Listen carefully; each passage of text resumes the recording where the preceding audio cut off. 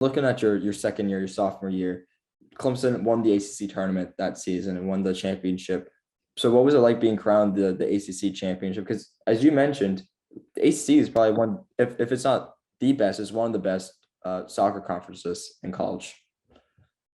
Yeah, that was definitely an amazing feeling. I mean, a lot of people say that winning the ACC tournament is almost as hard as winning the national championship because you have literally the best teams, in the nation from the ACC playing for the tournament. And to be able to win that tournament, not only winning the championship, but to do it in COVID, which was something extremely hard. It was just a great feeling, and that's what really helped us, get across the finish line because we were being pretty vigilant about it, and we kept guys healthy. And some other teams, they were missing players out because they were getting sick. So we had to make a lot of sacrifices that year to really get what we wanted. And when we got the championship, it was a really good feeling. Yeah, you mentioned COVID yourself with this season. That was obviously crazy. No one knew what was happening. It was like the world flipped upside down. Obviously, there was a bunch of testing going on. But how are you able to not lose confidence in yourself, despite it being so hard to kind of get out there and play even?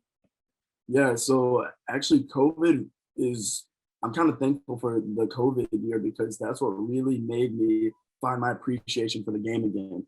Coming in as a freshman, I didn't play that many games. I was on the bench a lot. I was having to watch and learn and, really stay down. And that COVID summer, I put in a lot of work, really started working on myself, found that love for the game again. And, playing that sophomore year during the COVID times, it really, helped me to become the player that I am. And so I'm a little bit thankful for, I mean, not thankful for COVID, but, it's definitely taught me a lot of things. It's made me grow as a person. So there's definitely some good things that could have come out of the COVID era. Mhm. And during that year, you beat at the time, I guess, two number one teams. You beat Wake Forest at historic Riggs Field 2-1, and then you beat Pittsburgh 2-1 as well. So you knocked off, at the time, the best teams, in college soccer. So were those games like? Those were crazy games.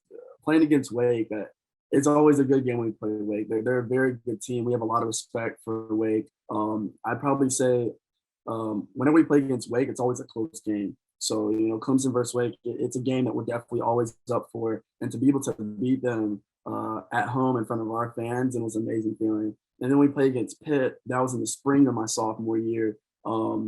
That was a crazy game too because that was the automatic qualifier to go to the NCAA tournament.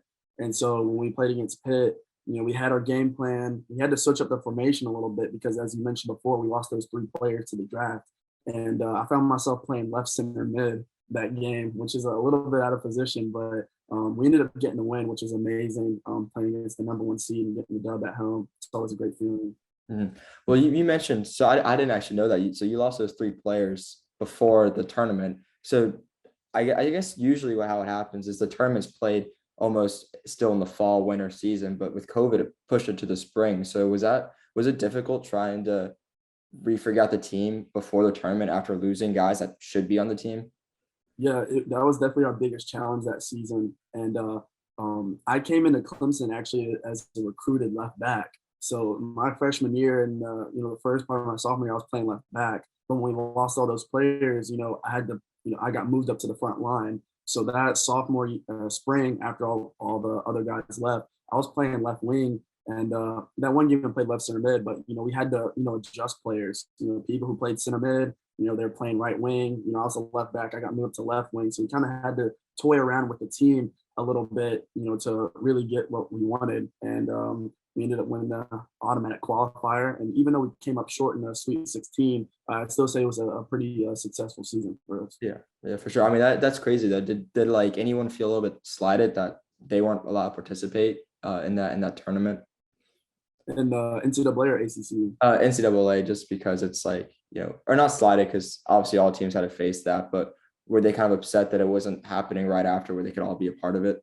Yeah, that was definitely a big thing all about college soccer. That players who were drafted, they couldn't be able to participate, and some players ended up staying. Like Justin Malou, he got drafted, but he ended up staying to try and play in the national championship game, and he ended up staying another semester in the fall. So it definitely worked out for him getting to stay another year because he got to win the Natty. But other players who couldn't, stay, that was definitely a problem for a lot of college teams all the way across the board that they lost a lot of key players.